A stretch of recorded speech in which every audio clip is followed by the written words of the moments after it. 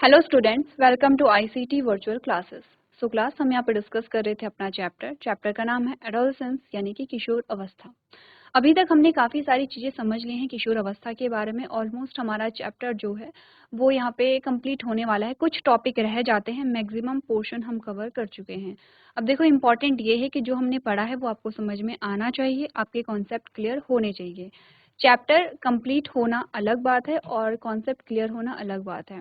तो अभी तक अगर प्रीवियस जो आपके टॉपिक हैं वो आपको समझने हैं, उनमें कोई कंफ्यूजन है तो आप पूछ सकते हैं, अदरवाइज हम नेक्स्ट जो हमारा टॉपिक है उसे आज यहाँ पे स्टार्ट करेंगे। तो आइए चलते हैं स्मार्ट बोर्ड की तरफ। ये तो पहले रिवाइज कर लीजिए प्रीवियस जो हमारे टॉपिक आते हैं जो हमने यहाँ पे पढ़े हैं। क्या क्या हमने पढ़ा है? एडोलसेंस जो है, सबसे पहले तो हमने ये बोला कि हमारे जीवन में कितनी अवस्थाएं आती हैं, उन अवस्थाओं के बारे में हमने बात की है, जिसमें से हमें एक अवस्था जो पढ़नी है वो है किशोर अवस्था। किशोर अवस्था क्या होती है? ठीक है, किशोर अवस्था में कौन कौन से परिवर्तन आते हैं, क्यों यहाँ पर जो परिवार के सदस्य हैं उनके जो गुणधर्म हैं वो मिलते जुलते दिखाई देते हैं, समान लंबाई और भी जो गुण हैं वो मिलते जुलते दिखाई देते हैं, उसको हमने यहाँ पर समझा है। हमने बात की है यहाँ पे सेकेंडरी सेक्सुअल कैरेक्टर या द्वितीय लैंगिक गुण क्या होते हैं, गर्ल्स में क्या होते हैं, बॉयज़ में क्या होते हैं। हमने बात की है हॉर्मोन्स के बारे में, हॉर्मोन्स क्या होते हैं, हॉर्मोन्स का रिप्रोडक्शन में क्या रोल होता है, और रिप्रोडक्टिव फेज क्या होता है, यानी कि प्रजनन चरण मेल और फीमेल में क्या क्या यहाँ पर होता है। ठीक है, इसी के साथ हमने इस डायग्राम के थ्रू समझा कि कैसे हॉर्मोन्स जो हैं वो प्रजनन में सहायता करते हैं, युग्मक निर्माण में सहायता करते हैं। अगर युग्मक का संलयन हो जाता है तो यहाँ पे क्या होगा, जो गर्भावस्था है वो आ जाएगी। अगर यहाँ पे जो गैमेट है, युग्मक है, उनका फ्यूजन नहीं होता है तो यहाँ पे क्या होता है, जो युग्मक है वो शरीर से बाहर निकल जाता है फीमेल में, और इसी को हम मेंस्ट्रुएशन या मासिक धर्म कहते हैं। और इसी के साथ हमने समझा यहाँ पे, इसी के साथ हमने समझा कि जब यहाँ पर सबसे पहला जो मासिक धर्म होता है या सबसे पहला जो मेंस्ट्रुएशन होता है जो कि किशोर अवस्था में होता है, उसको मेनार्क कहते हैं। ये ध्यान रखना, मैंने प्रीवियस लेक्चर में भी बताया था, ये टर्म इम्पॉर्टेंट है, मेनार्क कहते हैं। और जो 45 से 50 वर्ष की उम्र में जब मेंस्ट्रुएशन है वो कम्प्लीटली यहाँ पे बंद हो जाती है, स्टॉप हो जाती है हमेशा के लिए, इसको मेनोपॉज कहते हैं। तो दो शब्द इंपॉर्टेंट हैं। अब ये बताओ, आप मेंस्ट्रुएशन, मेनार्क, मेनोपॉज, इससे रिलेटेड कोई क्वेश्चन अगर है तो आप पूछ सकते हैं। एक बार आपने नोट्स बनाए होंगे, एक बार देखो उन नोट्स में कौन कौन से पॉइंट्स आपने लिखे हैं और ऐसे कौन से पॉइंट्स हैं जो आपको समझ में नहीं आ रहे हैं। अगर यहाँ तक की बात क्लियर है तो आगे बढ़ेंगे, नेक्स्ट टॉपिक हम यहाँ पर डिस्कस करेंगे। उससे पहले एक बार जल्दी से रिवाइज कर लीजिए।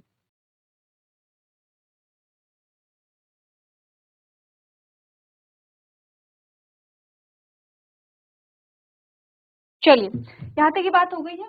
अब देखो, कुछ बेसिक सी चीजें समझते हैं यहाँ पर। बेसिक चीजें यानी कि आपको पता है कि यहाँ पर जब हम मेंस्ट्रुएशन की बात करते हैं तो यहाँ पर सिक्रीटरी फेज होता है, यानी कि श्रावण जो है, जिसमें आपके ब्लड वेसल्स, ब्लड और जो टिश्यूज होते हैं, और जो यहाँ पे क्या होता है, गैमीट होता है या युग्मक होता है, वो बॉडी से बाहर निकलता है।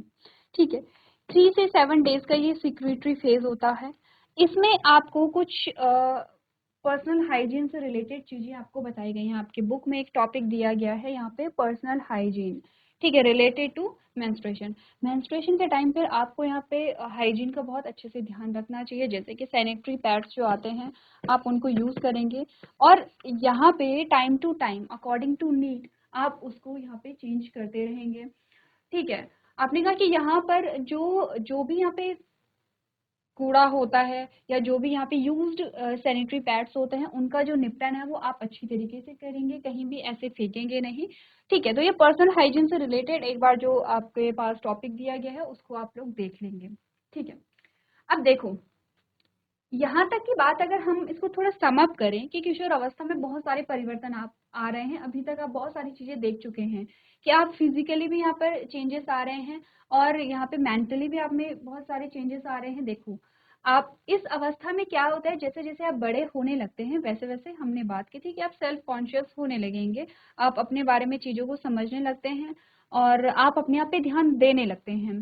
पहले जब हम छोटे होते हैं तो हमें फ़र्क नहीं पड़ता है कि हम कैसे बन कर के बाहर जा रहे हैं, या हमें पार्टी में जाना है तो हमें अच्छे बन कर के जाना है, या हमें स्कूल में जाना है तो हमें अच्छा बन के जाना है। अब आप धीरे धीरे सेल्फ कॉन्शियस होने लगेंगे। आप जैसे कि हमने बोला था कि आप यहाँ पे हर जगह अच्छी परफॉर्मेंस देना चाहेंगे, चाहे एकेडमिक्स में हो, चाहे अपने पे ध्यान देना हो, चाहे वो सुंदर दिखना हो, चाहे वो हर किसी की अटेंशन पाना हो। तो यहाँ पर ये सारी चीज़ें जो है वो आपके पास आने लगती हैं। ये तो ठीक है कि बहुत सारी चेंजेस आ रहे हैं।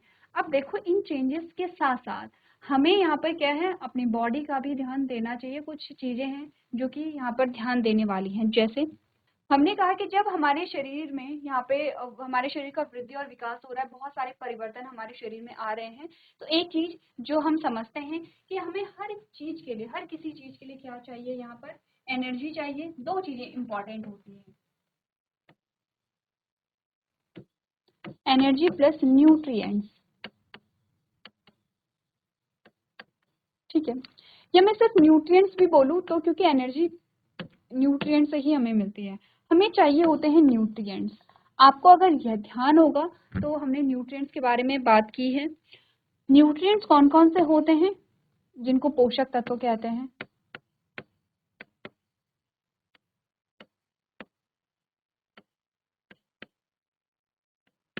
ठीक है, ये पोषक तत्व हैं। तो कौन कौन से पोषक तत्व होते हैं? कार्बोहाइड्रेट है,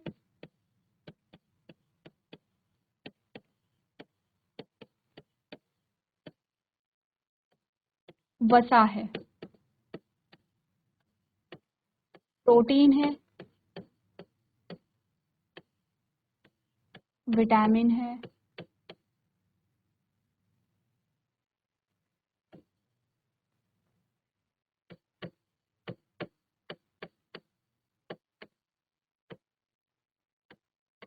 खनिज है।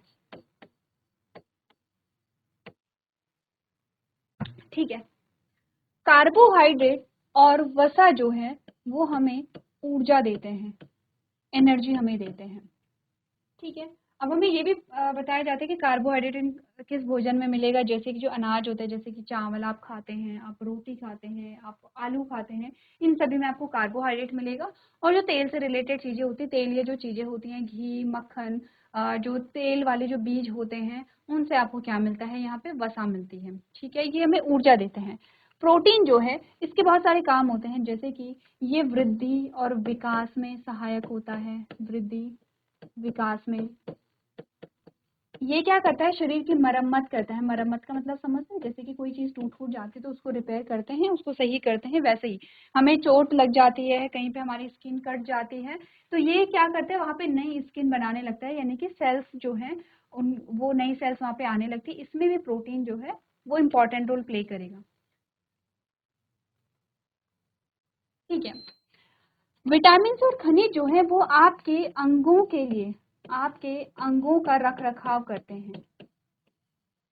आपके अंग जो है वो सही से काम करें। जैसे कि विटामिन ए जो है वो आपकी आईज के लिए इम्पॉर्टेंट है।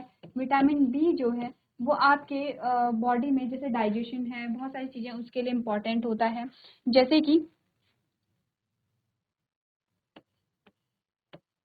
जैसे कि जो विटामिन सी है वो आपके मसूड़ों के लिए, आपके गम्स के लिए इम्पॉर्टेंट होता है।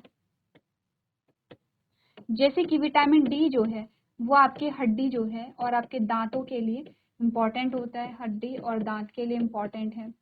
विटामिन ई जो है वो आपकी त्वचा के लिए सही होता है। ठीक है, विटामिन के जो है वो आपके रुधिर का थक्का बनाने के लिए, जब हमारे पास हमें चोट लग जाती है, वहां से क्या है, खून निकलने लगता है। और खून निकलने लगता है तो ऐसा तो नहीं कि वो निकलता ही रहेगा, कुछ टाइम बाद आप देखते हैं खून रुक गया है, क्या हुआ है? वहां पे थक्का जमा है।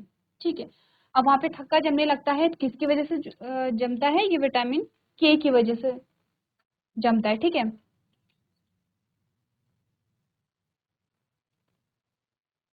तो ये सारी जो चीजें हैं ये हमारे क्या कर रहे हैं? अंगों का रख रखाव कर रहे हैं। इसी चीज को मैं थोड़ा सा क्लियरली लिखूं। ठीक है, कार्बोहाइड्रेट ये हमने इंग्लिश में लिखा है, हिंदी में हम बात कर चुके हैं। और फैट ये आपको देते हैं एनर्जी। ठीक है, तीसरा है प्रोटीन जो ग्रोथ के लिए इम्पॉर्टेंट है और रिपेयर भी करता है बॉडी को। चौथा है यहाँ पे विटामिन, ठीक है। अब विटामिन को समझो। विटामिन ए जो है वो आपकी आईज, आपकी आंखों के लिए इम्पॉर्टेंट है, ठीक है। विटामिन बी जो है वो बहुत सारी चीज, देखो विटामिन बी जो है उसके बहुत सारे फंक्शंस होते हैं, वो डाइजेशन में हेल्प करेगा और भी बहुत सारी चीज होते हैं। तो हमने कहा कि ये डाइजेशन में क्या करेगा, यहाँ पे हेल्प करेगा या पाचन में, ठीक है। विटामिन सी जो है वो आपके मसूड़ों के लिए हमने बोला इम्पोर्टेंट है। विटामिन डी आपके दांत और हड्डी के लिए इम्पोर्टेंट है, ठीक है। विटामिन ई आपकी त्वचा जो है, आपकी स्किन सही रहे उसके लिए इम्पोर्टेंट है। विटामिन के है जो रुधिर का थक्का जमाने के लिए इम्पोर्टेंट है। यही बात हमने अभी की है, क्लॉट, ब्लड क्लॉटिंग जो होता है। अब देखो थोड़ा सा ये समझते हैं कि रुधिर का थक्का जमना क्या होता है। हमारी स्किन है और यहाँ से ये टूट गई है, ये स्किन है और यहाँ से टूट जाती है। अब जब ये टूट जाती है का मतलब क्या है, कहीं पे कट गया, चोट लग गई है हमें, यहाँ से जो है वो ब्लड निकलने लगता है ऐसे बाहर, ठीक है। कुछ टाइम बाद आप देखेंगे कि यहाँ पर क्या हो गया है, रुधिर का थक्का जम गया ऐसे। ये रुधिर का यहाँ पे क्या जम जाता है, थक्का जम जाता है और यहाँ पे जो खून आना है वो बंद हो जाता है। रुधिर का थक्का जमना क्या होता है, यहाँ पर क्या होता है, छोटे छोटे रेशे जो हैं ऐसे, ये रेशे जो हैं ये ऐसे लग जाते हैं और ये ब्लॉक कर देते हैं ब्लड को आने, ठीक है। ये इसी को हम क्या कहते हैं, थक्का जमना, ब्लड क्लॉटिंग इसी को हम कहते हैं कि क्लॉट यहाँ पर बन जाता है जो कि खून निकलना यहाँ से बंद कर देगा। ये किसकी वजह से होता है, विटामिन के की वजह से होता है, ठीक है। जब अगर विटामिन के की कमी हो जाती है तो ऐसे व्यक्ति में क्या होता है कि जो खून है वो फिर निकलता रहता है, बहुत मुश्किल से बंद होता है और इस केस में अगर खून रुकना बंद ना हुआ तो किसी की मृत्यु भी हो सकती है। तो ये तो है, और इसमें मिनरल्स भी हैं, ठीक है, जो खनिज होते हैं, अलग अलग खनिज हैं। आपने अलग अलग खनिजों के बारे में बात की है, जैसे कि आयरन, क्या काम होता है हमारे शरीर में इसका। तो हमने सारे पोषक तत्वों के बारे में बात की है। अब देखो ये सारे पोषक तत्व जो हैं, जो हमारे लिए इम्पोर्टेंट हैं, वो अलग अलग प्रकार के भोजन में मिलते हैं, ये भी हमने बात की है। जब हम पोषक तत्व के बारे में बात कर रहे थे तो हमने पढ़ा था कि अलग अलग पोषक तत्व अलग अलग प्रकार के भोजन में मिलता है। कार्बोहाइड्रेट आपको यहाँ पे चावल है, रोटी है या आलू में मिलेगा। फैट जो आपको है वो घी, मक्खन और तेलीय चीजों में मिलेगा, ठीक है। प्रोटीन जो है वो आपको दाल से मिलेगा, वो आपको एग से मिल सकता है, दूध से मिल सकता है। विटामिन जो है अलग अलग विटामिन अलग अलग भोज्य पदार्थों में मिलेंगे। हमने कहा जब किशोर अवस्था होती है, देखो वैसे तो सारे मनुष्यों को सभी पोषक तत्वों की आवश्यकता है, सारे जितने भी ह्यूमन हैं उन सभी को सभी पोषक तत्वों की आवश्यकता होती है। अगर हम देखें कि जो मेन जो होते हैं जिनकी आवश्यकता अधिक मात्रा में होती है वो तीन हैं, कार्बोहाइड्रेट, प्रोटीन और फैट। ये तीन हमें ज़्यादा मात्रा में चाहिए होते हैं। इसके अलावा जो विटामिन और मिनरल्स होते हैं यानी कि खनिज होते हैं, उनकी आवश्यकता कम मात्रा में होती है। आप कंफ्यूज मत करना, हमें सभी की आवश्यकता होती है लेकिन किसी चीज़ की आवश्यकता ज़्यादा मात्रा में है, किसी की कम मात्रा में है। कार्बोहाइड्रेट, फैट और प्रोटीन ये हमें ज़्यादा मात्रा में चाहिए होते हैं और जो विटामिन हैं और जो खनिज है वो हमें कम मात्रा में चाहिए होते हैं, लेकिन दोनों ही चाहिए। अब खुद ही आप सोचिए, आप दिन भर में चावल और रोटी ज़्यादातर टाइम खाते हैं या जो दाल है आप ज़्यादातर टाइम खाते हैं, घी, मक्खन या तेल का आप यूज़ करते हैं।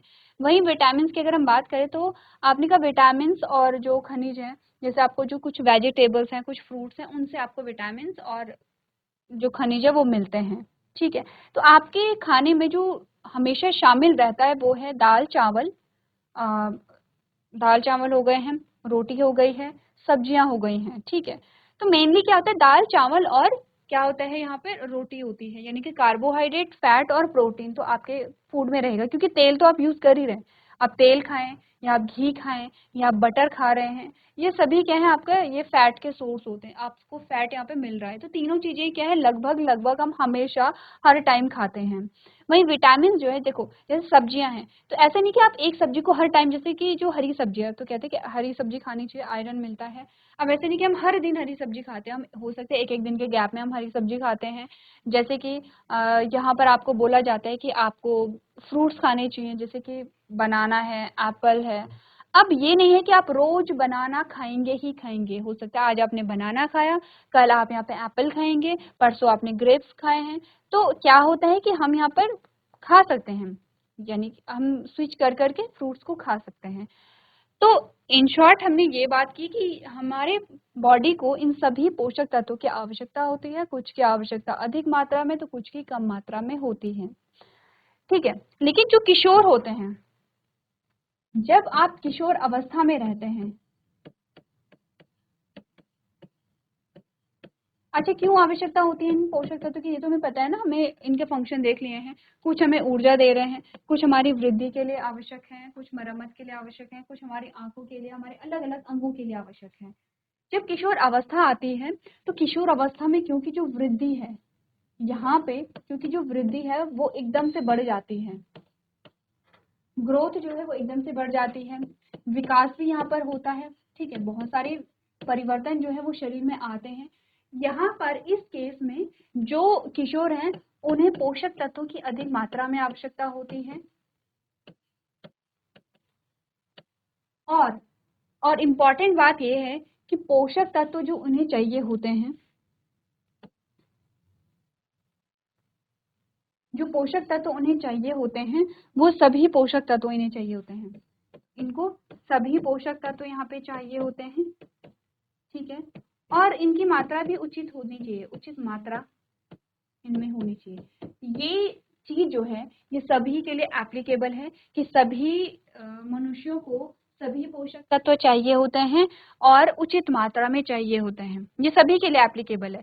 लेकिन किशोर के मामले में हमने कहा क्योंकि यहाँ पे वृद्धि और विकास की ये जो एज है, ये जो अवस्था है, इसमें बॉडी में बहुत सारी चेंजेस आ रहे हैं और इस चेंज के लिए हमें एनर्जी भी चाहिए, हमें प्रोटीन भी चाहिए क्योंकि ग्रोथ एंड डेवलपमेंट यहाँ पर हो रहा है, हमें विटामिन भी चाहिए, हमें मिनरल्स भी चाहिए क्योंकि हमारे शरीर में जो परिवर्तन है वो बहुत ज्यादा परिवर्तन हो रहे हैं और इस टाइम पर पोषक तत्वों की बहुत अच्छी तरीके से या अच्छी मात्रा में यहाँ पे जरूरत होती है।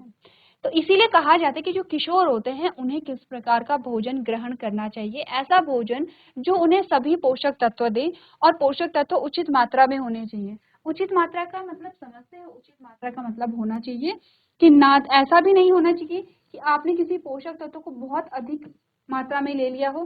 देखो, बहुत अधिक भी नहीं होना चाहिए, बहुत अधिक मात्रा भी नहीं होनी चाहिए,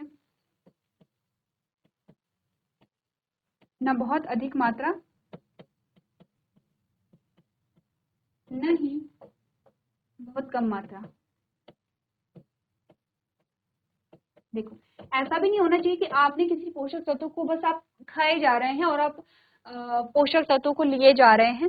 ठीक है, और कोई आप फिजिकल एक्सरसाइज नहीं कर रहे हैं, कोई ऐसा काम नहीं कर रहे हैं। तो देखो, जैसे कि आपने बहुत अधिक मात्रा में कार्बोहाइड्रेट ले लिया, बहुत अधिक मात्रा में आपने फैट ले लिया है, इससे क्या होता है, ओबेसिटी होती है, मोटापे का शिकार होते हैं। तो अगर आप फिजिकल एक्सरसाइज नहीं कर रहे हैं और फिर भी आप आवश्यकता से अधिक जो है कार्बोहाइड्रेट और फैट को कंज्यूम कर रहे हैं, तो यहाँ पे आप मोटापे के शिकार हो जाते हैं। ऐसे ही प्रोटीन और विटामिन के मामले में भी है। अगर आप पोषक तत्वों को आवश्यकता से अधिक लेंगे, यानी कि जितनी आपकी बॉडी को नीड है उससे भी ज्यादा अगर आप लेंगे, तो इस केस में क्या होता है, यहाँ पे मोटापा आ जाता है। और अगर आपने आवश्यकता से कम लिया, जो पोषक तत्व हैं उनको आपने आवश्यकता से कम लिया, तो आप कुपोषण के शिकार हो जाते हैं। आप देखेंगे कुपोषण के शिकार मतलब बहुत सारे ऐसे लोग होते हैं जो बहुत पतले होते हैं, उनकी हड्डियां दिखती हैं, साफ पता चलता है कि वो कैसे हैं, उनमें पोषण जो है वो अच्छी तरीके से उन्हें नहीं मिल रहा है, वो कुपोषण के शिकार है। इसीलिए कहा गया है उचित मात्रा, ना तो बहुत अधिक लेना है ना बहुत कम लेना है, बैलेंस लेना है। इसी को हम बैलेंस डाइट या फिर संतुलित आहार भी कहते हैं। ठीक है, क्लियर है इतना?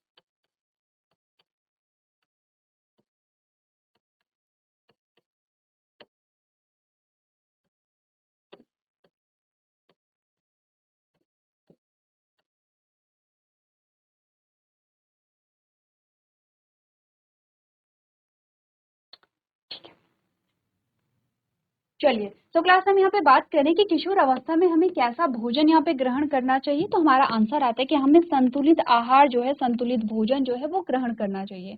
तो संतुलित भोजन का मतलब क्या होता है? ऐसा भोजन जिसमें सभी पोषक तत्व उचित मात्रा में हों, ठीक है, ना आवश्यकता से कम हो, ना आवश्यकता से ज़्यादा हो। अच्छा, अब संतुलित आहार में जो पोषक तत्व हैं उनकी उचित मात्रा का क्या मतलब है? देखो, पोषक तत्व कौन से हैं? कार्बोहाइड्रेट, प्रोटीन, वसा, विटामिन एंड खनिज। आपने कहा ये सारे पोषक तत्व जब उचित मात्रा में होते हैं हमारे भोजन में, ना आवश्यकता से कम ना आवश्यकता से ज्यादा होते हैं, तो ऐसा भोजन संतुलित आहार कहलाता है या संतुलित भोजन कहलाता है। और हमें ऐसा ही भोजन किशोरावस्था के दौरान इस्तेमाल करना चाहिए।